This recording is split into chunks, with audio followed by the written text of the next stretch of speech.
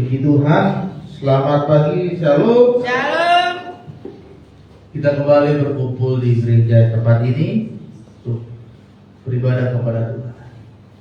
Mari beri salam kepada kiri kanan depan belakang saudara. Katakan Tuhan memberkatimu. Haleluya. Saudara yang terkasih dalam nama Tuhan, pada pagi hari ini tema firman Tuhan yang saya ingin bagikan bagi kita semua adalah menjadikan Tuhan yang terpenting di dalam kehidupan kita. Tema firman Tuhan sekali lagi, menjadikan Tuhan yang terpenting di dalam kehidupan kita. Apa yang menjadi yang terpenting dalam hidup saudara saat ini? Apakah pekerjaan saudara itu yang terpenting, ataukah keluarga saudara itu yang terpenting, ataukah uangmu saat ini atau hartamu itu yang paling penting saat ini lebih daripada Tuhan? Nah, hari ini kita mau belajar bagaimana kita kembali menjadikan Tuhan, menjadikan Yesus menjadi yang terpenting. Yang terpenting itu adalah yang paling kita butuhkan. Yang terpenting itu adalah yang paling kita cari. Yang terpenting itu adalah yang paling utama di dalam hidup kita. Mari kita buka Alkitab kita di dalam kitab Mazmur pasal ke-27 ayat yang pertama sampai dengan ayat yang ke-6. Mazmur pasal 27 ayat yang pertama sampai dengan ayat yang ke-6. Tuhan adalah terangku dan keselamatanku, kepada siapakah aku harus takut? Tuhan adalah benteng hidupku, terhadap siapakah aku harus berhutang? Ketika penjahat-penjahat menyerang aku untuk memakan dagingku, yakni semua lawanku dan musuhku, mereka sendirilah yang tergelincir dan jatuh. Sekalipun tentara berkemah mengepung aku, tidak takut hatiku. Sekalipun timbul peperangan melawan aku, dalam hal itu pun aku tetap percaya. Satu hal yang telah kuminta kepada Tuhan, itulah yang kuingini, diam di rumah Tuhan seumur hidupku, menyaksikan kemurahan Tuhan dan menikmati baiknya. Sebab Ia melindungi aku dalam pondoknya pada waktu bahaya. Ia menyembunyikan aku dalam persembunyian di kemahnya. Ia mengangkat aku ke atas gunung batu.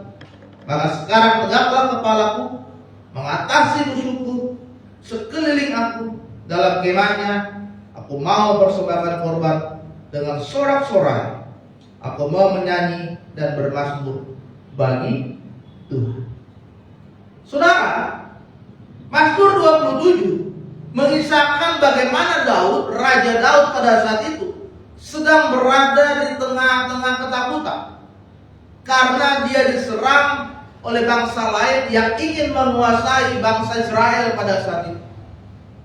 Dia sudah dikepung dan dia sudah siap untuk diserang. Tetapi di dalam kitab ini, di dalam ayat ini, Daud menguatkan diri kepada Tuhan dan dia menyerahkan semuanya kepada Tuhan karena dia tahu di tengah-tengah ketakutannya, di tengah-tengah kegelisahannya, di tengah-tengah kebimbangannya, dia menjadikan Tuhan yang terutama.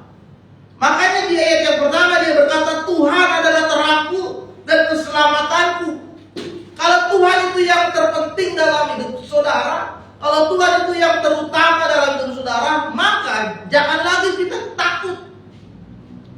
Tidak ada lagi yang kita takutkan, karena kita sudah menjadikan Tuhan yang paling utama. Daud berkata seperti itu. Dia tahu bahwa di tengah-tengah ketakutannya, di tengah-tengah pergumulannya, di tengah-tengah masalahnya, ada Tuhan yang akan menolong hidupnya. Dia berkata, Tuhan adalah benteng hidupku. Aku tidak gemetar, aku tidak takut ketika penjahat datang menyerang, ketika lawanku datang menyerang, jatuh tergelincir karena Tuhan yang membela kita.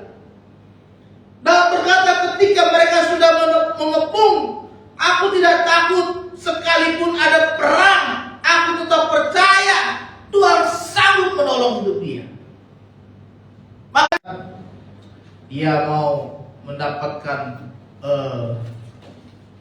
pekerjaan, ataupun dia mau mendapatkan target dari pekerjaannya itu, dia kejar terus. Dan itu sampai dia mendapatkan target, dia terus berusaha. Banyak cara yang harus dia lakukan, bahkan pergi pagi pulang malam, terus dia lakukan supaya dia bisa mendapatkan apa yang dia inginkan. Hal yang terpenting menurut dia adalah manusia itu memelihara yang kita dapatkan, dan yang ketiga menikmati apa yang telah kita miliki. Saudara,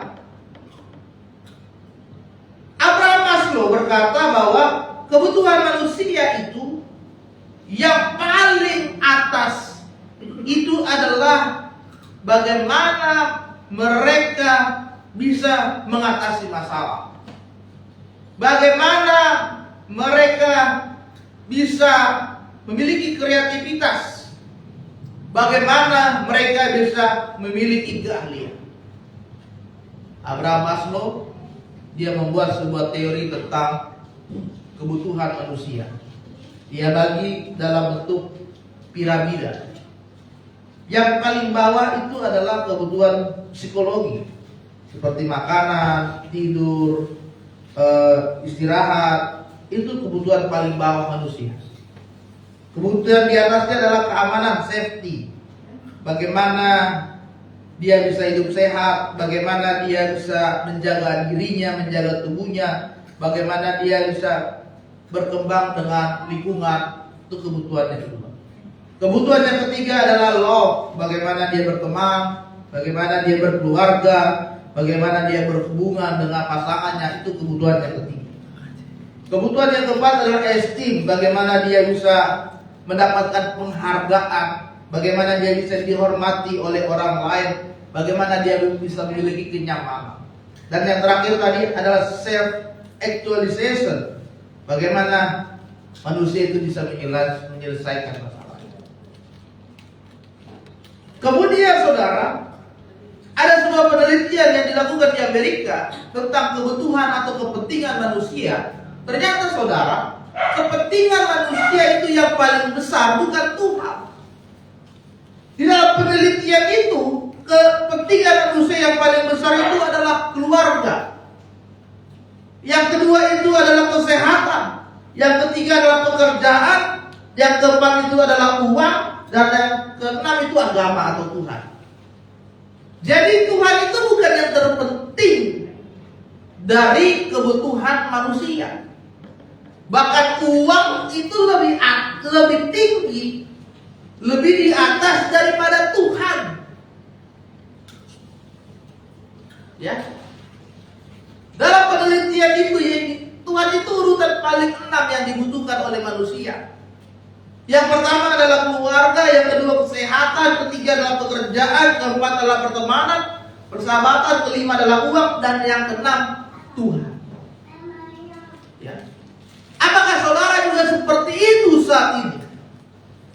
Menjadikan Tuhan di bawah uang saudara, menjadikan Tuhan di bawah pekerjaan saudara, atau sekolah saudara, pendidikan saudara, menjadikan Tuhan di bawah pertemanan atau persahabatan saudara, menjadikan Tuhan di bawah kesehatan, atau menjadikan Tuhan di bawah keluarga. Tapi hari ini kita mau belajar, jadikan Tuhan yang terpenting dalam hidup saudara. Amin. Bagaimana sikap yang harus kita lakukan supaya kita bisa menjadikan Tuhan itu yang terpenting, terutama dalam hidup saudara? Yang pertama adalah kita harus meninggalkan ego kita. Ya. Kita meninggalkan ego kita. Ego itu artinya adalah bagaimana kita bisa melakukan segala sesuatu dengan diri kita sendiri. tanpa butuh orang lain, tanpa butuh bantuan orang lain, tanpa butuh pertolongan orang lain, bahkan tanpa butuh pertolongan dari Tuhan. Itu ego seorang manusia. Karena dia merasa dirinya sudah mampu, karena dia merasa sudah memiliki keahlian, karena dia sudah memiliki harta yang banyak, karena dia sudah merasa lebih hebat dari orang lain, sehingga dia merasa tidak butuh Tuhan. Sehingga dia merasa Tuhan itu yang kesekian. Sehingga dia tidak menjadikan Tuhan itu yang terpenting dan terutama di dalam hidup dia. Saudara, kita kadang tidak menyadari bahwa Tuhan itu adalah kekuatan dalam hidup kita. Kadang kita tidak percaya. Kita lebih percaya banyak hal sebagai kekuatan dan pertimbangan, pengalaman, tetapi kita tidak menyadari bahwa itu sumbernya adalah dari Tuhan. Sehingga banyak orang tidak cari Tuhan dulu dalam hidupnya. Mereka cari pasangan dulu. Sehingga waktu mereka lebih banyak dalam hal berpasangan daripada Tuhan. Mereka cari kerja dulu. Sehingga waktu mereka lebih banyak tentang kerja daripada tentang Tuhan. Mereka cari pendidikan dulu. Sehingga waktu mereka lebih banyak tentang pendidikan daripada Tuhan. Mereka cari bisnis dulu. Sehingga waktu mereka banyak di bisnis daripada di Tuhan. Tapi Daud seorang raja yang besar, seorang raja yang memimpin bangsa yang besar, yang diagungkan oleh rakyatnya, tetapi dia berkata, lebih baik yang kuingini diam di dalam rumah Tuhan seumur hidup. Daud lebih dulu cari Tuhan. Daud lebih dulu menikmati baik Tuhan daripada rasa ketakutan, daripada semuanya yang ada di dalam hidup dia. Tapi firman Tuhan mengatakan, aku lebih baik tinggal di dalam rumah Tuhan seumur hidupku. Yang terpenting adalah bagaimana dia bisa mencari Tuhan, diam di dalam rumah Tuhan, menikmati hadirat Tuhan, bersekutu dengan Tuhan, bertemu muka dengan Tuhan, dan dia bisa merasakan keintiman dari Tuhan lebih daripada semua yang telah dia alami. Ini yang harus kita lakukan di dalam kehidupan kita. Amin. Saudara terkasih dalam nama Tuhan, kita harus meninggalkan segala ego kita. Bagaimana kepercayaan diri yang ada di dalam diri kita menjadi satu hal yang arogan dalam hidup kita. Kadang-kadang Tuhan memberkati manusia, berkatnya itu kadang-kadang membuat manusia menjadi egois dan arogan. Yang tadinya dia banyak masalah, suka baik sama orang. Tadinya ketika dia punya banyak pergumulan, suka datang ke gereja, ya, suka curhat ke gembala dan ibu gembala, bapak gembala, suka bertanya tentang firman. Tapi ketika Tuhan tolong dan Tuhan berkati hidupnya, gak pernah lagi tuh. Ketika Tuhan sudah angkat hidupnya, lupa tuh sama gereja. Gak pernah datang gereja. Banyak alasannya, oh kerja, oh ada usahanya, hari Minggu buka, oh ada lembur, ada apapun yang lainnya. Itu arogan namanya. Tadinya dia orangnya lemah lembut, hidupnya biasa-biasa saja.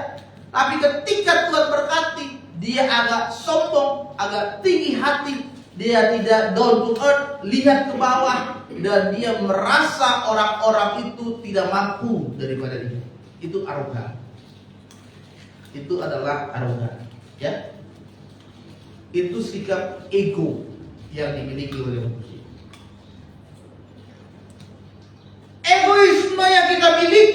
saudara, membuat kita ini menjadi keras kepala. Tidak bisa dinasehati, tidak bisa ditegur, tidak bisa dididik, tidak bisa diajar, tidak bisa diperingati, sehingga dia menjadi keras kepala. Maunya semaunya diri sendiri, maunya sesukanya diri sendiri, sehingga tidak bisa diarahkan. Karena dia sudah merasa lebih hebat, karena dia merasa sudah lebih mampu, karena dia hidupnya sudah lebih diberkati daripada orang lain, sehingga dia menjadi keras kepala. Sikap seperti ini yang tidak boleh dimiliki oleh jemaat Tuhan yang ada di gereja. Jangan jadikan dirimu menjadi orang yang keras kepala dan menjadikan Tuhan itu bukan dari segalanya dalam hidup saudara, dan menganggap dirimu itu lebih daripada yang Tuhan bisa lakukan. Karena banyak manusia itu sekarang, saudara, menganggap dirinya bisa melakukan segala sesuatu tanpa Tuhan.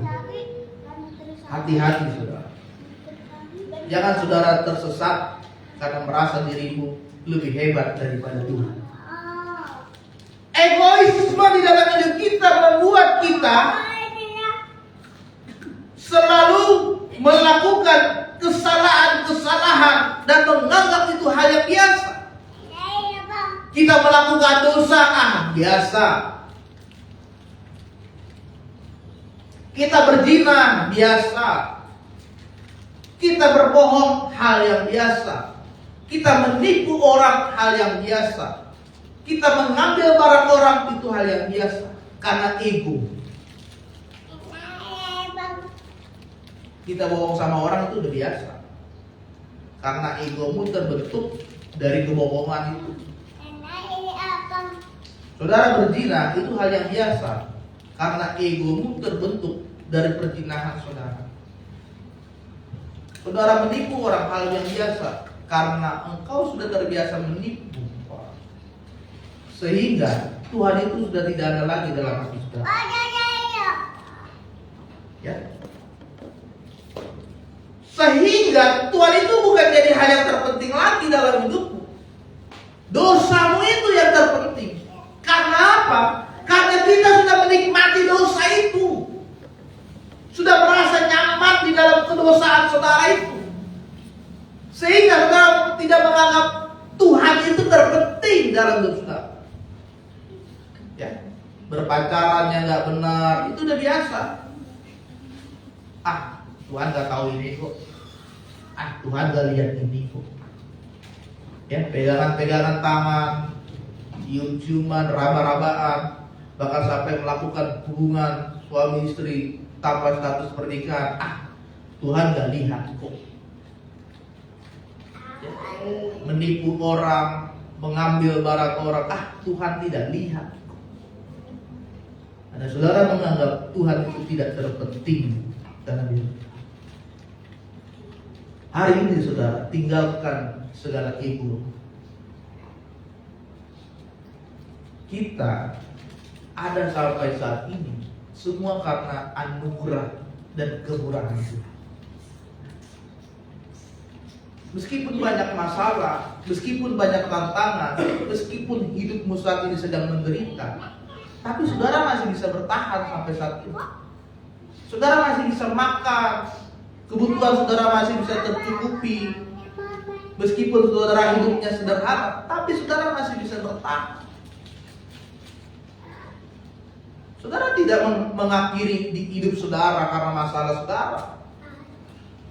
Semua itu terjadi karena adanya pemeliharaan dari Tuhan. Jadi yang pertama, tinggalkan egomu. Tinggalkan bahwa engkau bisa melakukan sendiri tanpa Tuhan. Jangan andalkan kekuatan, andalkan Tuhan. Amin. Yang kedua dan yang terakhir adalah menikmati relasi dengan Tuhan. Ayat kelima, ayat yang keenam tadi Daud berkata, aku ingin Dia berada di rumah Tuhan untuk selamanya, dan aku ingin menikmati bait Tuhan.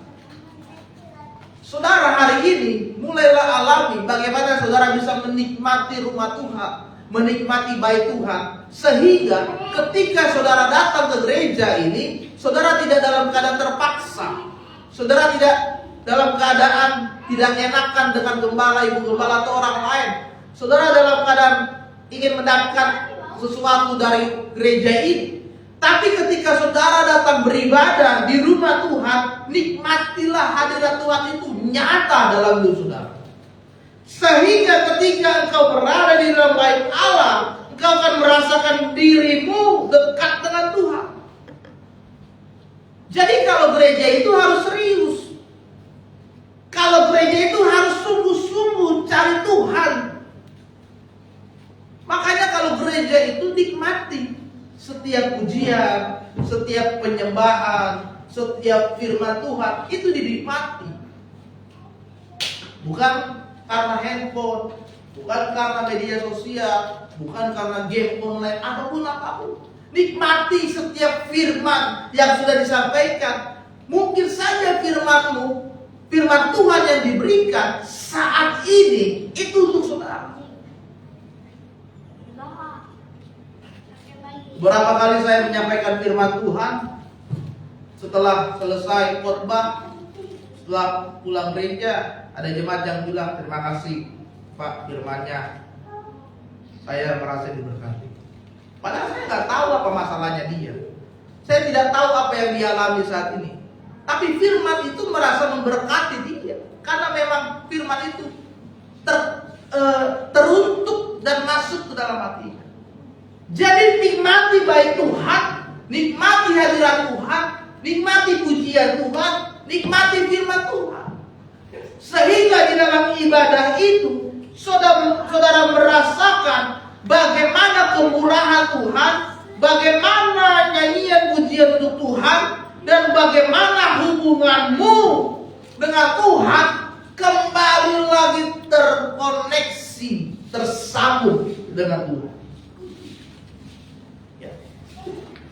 Hubungan dengan Tuhan tidak didasarkan pada tempat. Gerejanya kecil nih, ibadahnya berarti nggak bagus. Gerejanya besar nih, AC-nya dingin, musiknya bagus, wah enak nih, ibadahnya makin nyaman. Bukan. Hubungan relasi dengan Tuhan tidak didasarkan pada tempat saudara berada, pada kenyamanan tempat ibadah, tetapi berdasarkan pada kehadiran Tuhan itu sendiri. Bagaimana saudara merasakan Tuhan hadir kalau saudara tidak pernah membuka hati setiap kali saudara datang ke bait Allah? Tidak akan pernah saudara menikmati relasi Tuhan kalau hatimu itu masih tertutup untuk kehadiran Tuhan. Tidak dapat saudara merasakan jamahan Tuhan kalau hatimu sendiri belum percaya sungguh-sungguh kepada Tuhan. Tidak dapat saudara merasakan berkat dan mujizat Tuhan kalau hidupmu sendiri masih meragukan kuasa Tuhan. Sehingga relasi dengan Tuhan di dalam bait Allah sekalipun tidak akan terbentuk karena hatimu masih keras, hatimu masih tertutup, hatimu masih tidak percaya kepada Tuhan. Makanya Daud berkata lebih baik 1 hari di pelataran daripada 1000 hari di tempat lain. 1 hari saja saudara di rumah Tuhan, tapi saudara betul-betul menikmati, itu rasanya lebih dari 1000 hari saudara berada di tempat Allah. Hari ini, mari tingkatkan relasimu dengan Tuhan. Jadikan Tuhan yang terpenting dalam hidup saudara daripada yang lain. Jadikan Tuhan yang terutama. Jadikan Tuhan yang saudara paling cari dalam hidup. Jadikan Tuhan yang saudara paling inginkan berada. Dan jadikan bait Allah sebagai tempat kesukaan saudara. Banyak orang Kristen benci datang gereja. Karena apa? Kepahitan. Karena apa? Sakit hati. Karena apa? Gerejanya gak nyaman. Gerejanya kecil.